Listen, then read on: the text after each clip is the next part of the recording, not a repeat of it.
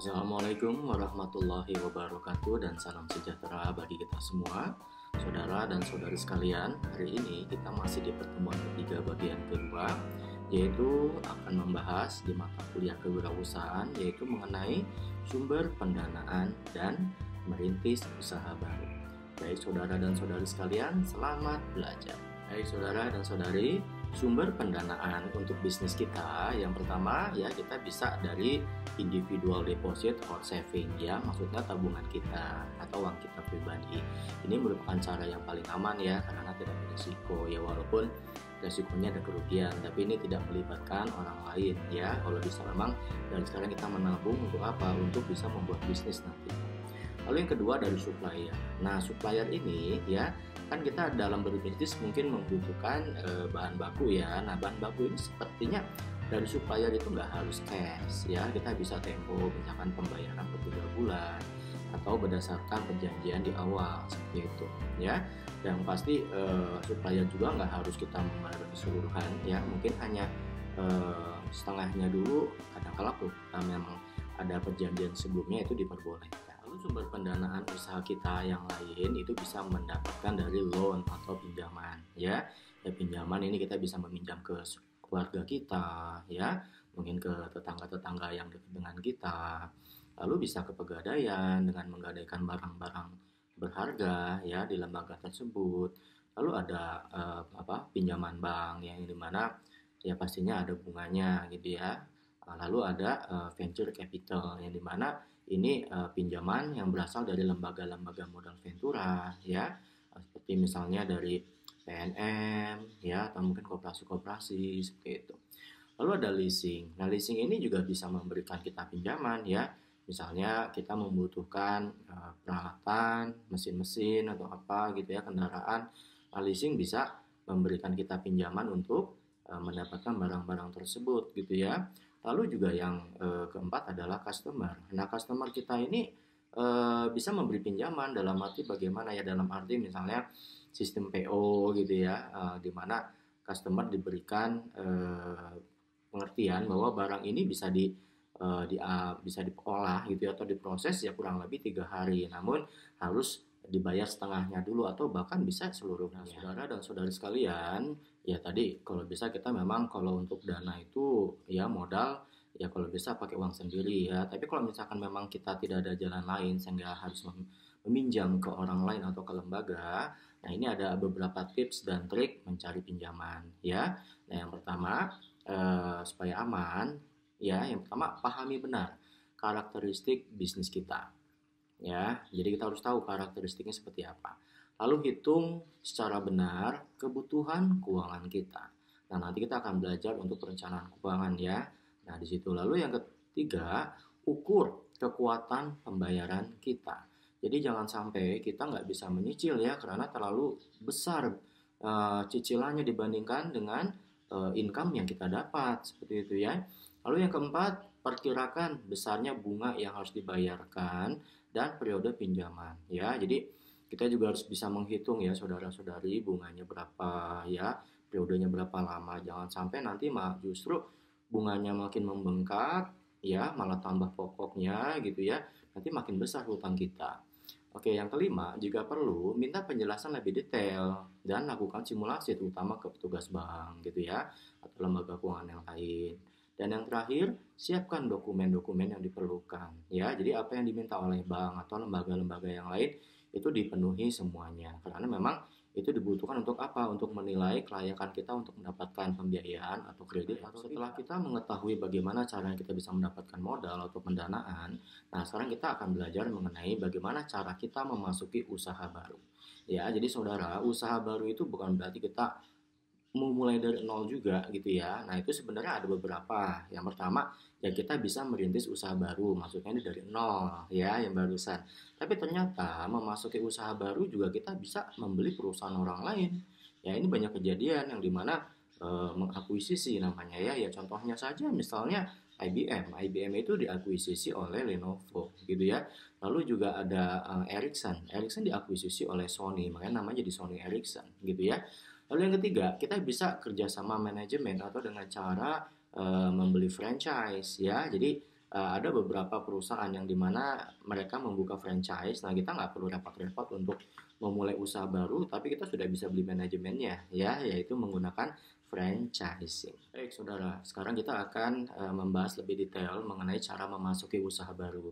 Yaitu yang pertama, kita harus melihat dulu ya dari sisi inside out approach dan outside in approach. Nah, sekarang kita akan membahas tentang inside out approach. Nah, di mana di sini kita ini merintis usaha baru dengan pendekatan berdasarkan gagasan key success factor. Artinya di sini kita akan lihat dari dalam diri kita ya. Nah, jadi wirausaha melihat keterampilan sendiri, kemampuan, latar belakang, dan yang akan menentukan jenis usaha yang akan dimulai. Jadi kita lihat di dalam diri kita sendiri, saudara. Ya, nah kompetisi inside out ini kita bisa lihat dari sisi tekniknya, marketing, secara finansial, dan juga network atau jaringan. Baik, selain inside out approach, kita juga perlu mengetahui mengenai outside in approach atau kita sebut sebagai opportunity recognition. Nah, di sini bedanya dengan inside out ya, bahwa kalau outside in itu kita melihat justru dari luar ya. Kita menganalisa dari luar. Nah, jadi opportunity recognition ini merupakan pengamatan lingkungan sebagai alat pengembangan yang akan ditransfer menjadi peluang ekonomi ya. Nah, kita harus bisa melihat dari sisi media cetaknya juga dan elektronik, laporan periodik perubahan ekonomi ya. Lalu kita menganalisa jurnal perdagangan dan pameran dagang, lalu informasi-informasi lisensi, pokoknya yang berhubungan dengan analisa di luar perlu kita selain kita memulai usaha dari nol ya, untuk memasuki usaha baru ini kita bisa membeli juga perusahaan orang lain yang sudah eksis ya. Mungkin perusahaannya itu sudah agak kolaps atau apa sehingga kita mengakuisisi. Nah, itu salah satunya ya, atau mungkin memang perusahaannya itu memang sengaja dijual ya, untuk apa, supaya kita nggak perlu repot-repot lagi untuk startup baru gitu ya. Nah, jadi kita perlu perhatikan nih dalam membeli perusahaan orang lain. Yang pertama, masalah eksternalnya gimana ya, lingkungannya, banyak kompetitor enggak, lalu ukuran peluang pasarnya bagaimana ya, lalu analisa ada masalah nggak di internal perusahaannya itu ya, seperti misalkan hutang atau mungkin ada permasalahan karyawan ya, lalu citranya ya, citra di mata publik perusahaan ini gimana, bagus atau enggak ya, lalu reputasi perusahaan gimana, bagus tidak nih reputasinya ya, lalu masalah karyawan, ada konflik nggak dari manajemen dan karyawannya ya. Nanti apabila ada konflik, kira-kira konflik itu suka diselesaikan atau justru mudah diselesaikan gitu ya. Baik saudara dan saudari sekalian, cara memasuki usaha baru berikutnya adalah kita dengan cara membeli franchise ya, atau kita sebut dengan kerjasama manajemen, yaitu franchising. Jadi franchise atau kita kenal sebagai waralaba ini adalah suatu sistem distribusi di mana pemilik bisnis yang semi mandiri ya. Nah, ini kita sebut yang pemilik bisnisnya adalah waralaba atau franchisee. Nah, di mana pemilik bisnis ini dia membayar iuran atau fee ya, yang dimana fee-nya ini kepada siapa? Kepada induk perusahaan ya. Nah, sedangkan pewaralaba atau kita sebut sebagai franchiser itu akan mendapatkan hak menggunakan merek dagang induk perusahaannya ya, dan seringkali menggunakan format dan sistem bisnisnya. Ini menurut Zimmerer dan Scarborough di tahun 2020. Saudara dan saudari sekalian, menurut Zimmerer dan Scarborough ya tahun 2008, waralaba ini ada beberapa jenis. Yang pertama ada waralaba nama dagang atau trade name franchising. Lalu ada waralaba distribusi produk atau product distribution franchising. Nah, kita akan bahas yang pertama yaitu waralaba nama dagang. Jadi atau kita sebut trade name franchising. Apa sih definisinya? Waralaba ini merupakan sistem waralaba di mana waralaba atau franchisee membeli hak untuk memakai nama dagang dari waralaba atau tersebut franchiser. Nah, tanpa harus mata-mata mendistribusikan produk-produk tertentu yang menggunakan nama dagang waralaba atau franchiser. Nah, contohnya ada beberapa perusahaan seperti True Value Hardware, Western Auto, atau PT Great River yang mempunyai hak untuk memproduksi pakaian dalam, Triumph, ya, lalu joki, mungkin macam-macam gitu ya, dengan lisensi dari Jerman.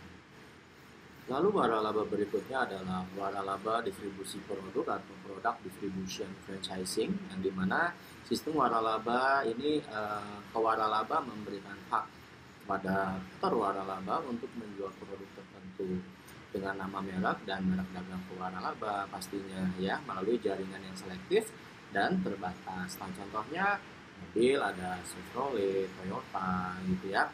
Lalu minuman ringan Pepsi, Coca-Cola ya dan lainnya.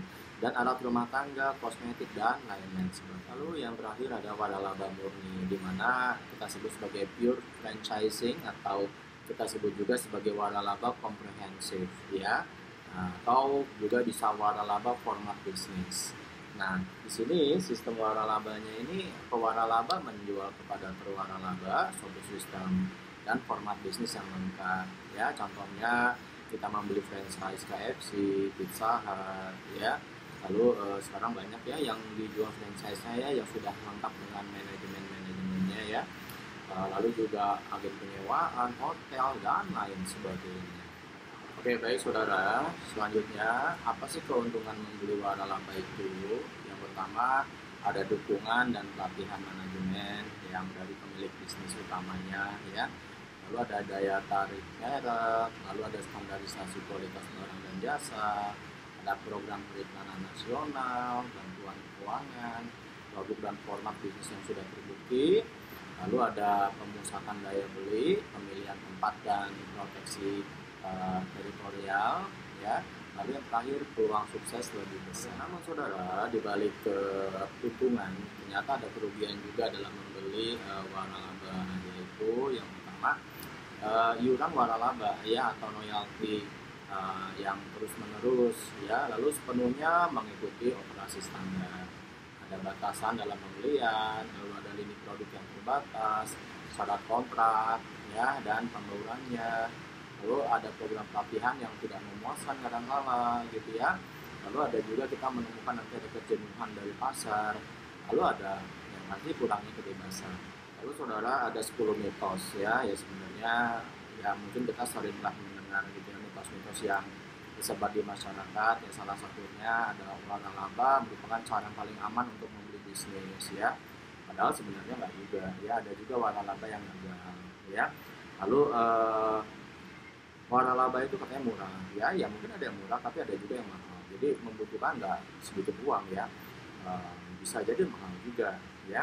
Lalu katanya juga semakin besar organisasi waralabanya semakin sukses juga usaha waralaba kita gitu ya. Itu enggak juga, itu tergantung kitanya juga ya, kitanya menjalankan bisnis dengan baik atau tidak gitu ya. Oke, dan mitos-mitos yang lainnya nanti saudara bisa baca dari kita akan membahas waralaba dan hukum. Kenapa kita harus membahas hukum? Karena kita mengetahui bahwa waralaba ini kita berbisnis dengan orang lain ya, yang dimana rentan terjadi pelanggaran hukum. Oleh karenanya ya, kalau kita lihat kalau di Amerika itu ada Uniform Franchise Offering Circular atau UFOC ya. Nah, ini merupakan apa? Dokumen yang diwajibkan oleh hukum ya. Ini diberikan dari pewaralaba kepada calon pewaralabanya sebelum menawarkan atau menjual waralaba apapun ya. Jadi ibaratnya seperti MOU atau perjanjian kerjasama seperti ya. Nah, makanya itu di Amerika. Nah, kalau di Indonesia kita bisa melakukan perjanjian kerjasama di depan notaris ya dan bermaterai seperti itu. Oke, jadi bagaimana cara yang benar untuk membeli waralaba ya? Yang pertama kita harus evaluasi diri kita sendiri ya, sesuai nggak bisnisnya dengan keinginan kita ya. Lalu kita teliti pasar kita ya, pastinya ya. Lalu pertimbangkan pilihan-pilihan waralaba kita mau yang mana yang sesuai dengan kita. Lalu dapatkan salinan UFOC atau mungkin ini adalah salinan perjanjian ya antara kita dan yang memiliki waralaba ya. Oke, lalu berbicara dengan pihak yang telah membeli waralaba, artinya orang-orang yang membeli waralaba itu bagaimana pengalamannya, kita cari tahu ya. Lalu ajukan beberapa pertanyaan ya yang berbobot ya kepada si pewaralabanya. Lalu setelah itu ya kita tentukan pilihan kita yang mana waralabanya. Saudara, di sini ada tren-tren yang membentuk waralaba ya. Yang pertama kita ada istilah perubahan wajah waralaba. Nah, artinya di sini banyak yang yang membeli waralaba merupakan dia mantan-mantan dari manajer perusahaan baik yang keluar maupun di PHK oleh perusahaan, sehingga mantan manajer itu dia punya keahlian manajer yang baik ya, manajemen yang baik, sehingga untuk menjalani bisnis waralaba ini nggak ada kesulitan ya. Nah, itulah perubahan wajah waralaba. Oke. Lalu yang kedua adalah waralaba multiple unit. Nah, artinya di sini metode waralaba ini memungkinkan seorang pewaralaba membuka lebih dari satu unit di wilayah yang luas dalam periode waktu tertentu ya. Jadi nggak cuma satu tempat aja, tapi beberapa tempat. Lalu saudara dan saudari ya, waralaba ini punya peluang loh ya, nggak hanya nasional aja, tapi juga bisa merambah ke dunia internasional. Nah, seperti kita lihat produk kita yang Indonesia ada Jeko ya, Bretok, atau sekarang Mako ya, itu di negara-negara tetangga sudah ada ya, dan itu diwaralabakan, dibeli oleh negara tetangga kita ya. Nah, jadi artinya nggak hanya peluang nasional aja, jadi internasional pun juga bisa terjadi peluang untuk mengambil wara. Dan lalu selanjutnya, tren yang membentuk waralaba ini ada lokasi yang lebih kecil dan non tradisional ya. Nah, seperti kita ketahui, biasanya memang kalau kita punya restoran, salah satunya contohnya yaitu tempatnya besar. Nah, tapi sekarang banyak yang mewaralabakan, yang dimana ternyata nggak harus besar, ya kita bisa membuat outlet yang dimana take away, sehingga nggak perlu tempat yang besar ya, hanya untuk apa, outlet yang kecil aja cukup. Karena apa? Karena itu buat apa namanya, take away, atau untuk yang membeli secara online ya. Jadi di sini bisa lokasi lebih kecil, nggak harus menyewa yang lebih besar. Oke, lalu yang lainnya, tren yang membentuk waralaba ada waralaba konversi atau conversion franchising. Jadi tren ini di mana waralaba itu atau pemilik bisnis mandiri menjadi terwaralaba untuk memanfaatkan nama yang sudah terkenal ya. Contohnya agen real estate yaitu Century 21 ya, di mana dia ini penjualannya real estate. Lalu ada waralaba utama atau master franchise, yang dimana waralaba ini memberikan hak kepada terwaralaba untuk menciptakan usaha semi mandiri, di mana daerah tertentu untuk menarik, menjual, dan mendukung terwaralaba lainnya. Ya, contohnya produsen di sini ada di Cina ya, yaitu produsen yogurt. Nah, itu membuka 21 toko di Cina dan Hong Kong. Nah, atas keberhasilan dari pasar ini, akhirnya perusahaan menjual waralaba ini ke India, salah satu itu. Saudara, tren selanjutnya adalah waralaba saling berhubung, atau kita sebut juga waralaba kombinasi, multi merek, atau piggyback. Ini di sini metode waralabanya itu gabungan ya antara dua atau lebih waralaba untuk menjual produk atau jasa di bawah satu atap ya. Contohnya kalau misalkan kita makan KFC ya, minumannya ada Pepsi. Lalu kalau misalkan kita makan di Pizza Hut, itu ada minumannya Coca-Cola. Nah, itu bergabung. Yang saudara, materi kita hari ini, saya harap materi ini bisa bermanfaat bagi kita semua dan bagi masyarakat secara luas. Demikian akhir kata saya ucapkan, wabillahi taufiq wal hidayah, wassalamualaikum warahmatullahi wabarakatuh, dan salam sejahtera bagi kita semua.